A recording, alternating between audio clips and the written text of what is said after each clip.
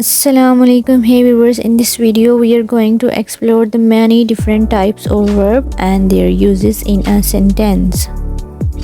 On an average day, a lot of things can happen.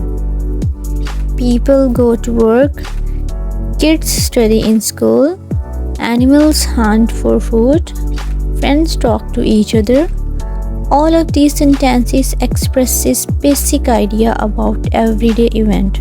Verbs are very important in grammar, and we actually use many different types of verbs when we talk about what things do or how things are. So first of all, we have to know what is a verb. A verb is a word that we use to refer to actions, what things do, and states of being, how things are. In this video, we are going to explore 11 different types of verbs. We won't be going into much detail on each type, but all important things are being discussed here. So, these are 11 different types of verbs. Number 1. Action verbs. Action verbs, as their name says, are used to refer actions. These can refer to physical actions that we perform with our bodies or objects, such as jump, hit, or sing, or mental actions that we use our brain to perform, such as think, consider, memorize. Note that most verbs you will find are action verbs. Here is a list of action verbs: run, swim, help, believe, ignore. Examples of action verbs in sentences are: Ali is running, I am listening to your amazing story, cat chase mice. In these sentences, the words running, listening, and chase are action verbs. The second one is stative verb. Stative verbs are used to refer to conditions or state of being. We use stative verbs to describe things like qualities, states of existence, opinions, beliefs, and emotions. When used in a sentence, stative verbs do not refer to actions. List of stative verbs: love, want, own, have, resemble. Examples of stative verb in sentences: Ali loves her younger sister. His car needs an oil change. This is a good opinion. In these sentences, love, needs, and opinion are stative verbs. Number 3 is transitive verbs. A verb is accompanied by a direct object in a sentence. The direct object is a noun, pronoun, or noun phrase that is having something done to it by the subject of sentence. Both actions and stative verbs can have direct objects, which means they both can be used as transitive verbs. For example, we liked the match. She visited me at school. I closed the door. Liked, visited, and closed are transitive verbs here. Now the fourth one is intransitive verb. Intransitive verbs are opposite of transitive verbs. A verb is intransitive if it is not used with a direct object. Once again, remember that both action and stative verbs can be used as intransitive verb. Fifth one is linking verbs. Linking verbs are special type of stative verbs whose name gives a big clue as to what they do. These verbs are used to link a subject with a subject complement.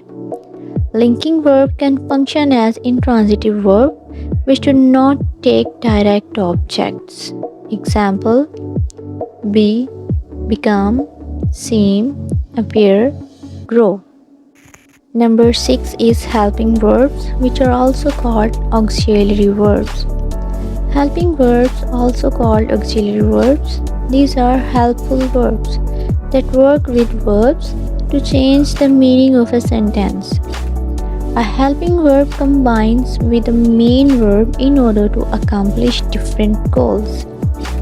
These include changing the tense of the verb or altering the mood of the sentence. The list of helping verbs: be, have, do, can, will. Now, examples of helping verbs in sentences are: the musician has performed all over the world. My cat is getting slower in her old age. Number 7 is modal verbs. Modal verbs are a subgroup of helping verbs that are used to give a sentence a specific mood. Each modal verb is used differently, and they can express concepts such as ability, necessity, possibility, or permission. Here is a list of modal verbs: can, may, might, must, would. Examples of modal verb in sentences are: number 1, once you finish your homework, you may play outside. Number 2, we must carefully add 2 eggs to the mixing bowl. Number 3, I would go to the movies if I wasn't busy working. In these sentences, the words like may, must, or would are modal verbs. Number 8 is regular verbs. A verb is considered a regular verb if its past tense and past participle ends in ed or d, or the verb is a t-variant verb. For example, the verb look is a regular verb because both its past tense form and past participle is looked. Sometimes regular verbs may slightly change spelling. For example, the past tense and the past participle of cry is cried. Here is a list of regular verbs. Number 9 is irregular verb. An irregular verb is a verb whose past tense and past participle form doesn't end in ed or d and doesn't use the t variant. Often the spelling of these verbs are changed dramatically or may not even change at all. We distinguish 3 types of irregular verbs. Number 1, verb in which all 3 forms are same. For example, cut, cut, cut.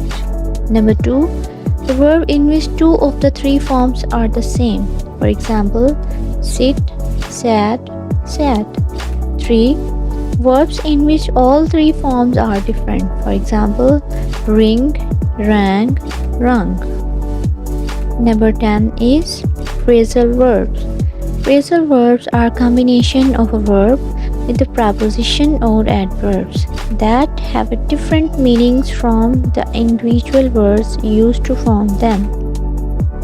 For example, the verb shut means to close, and the adverb down means not up in a descending direction. However, the phrasal verb shut down means to stop the operation of something.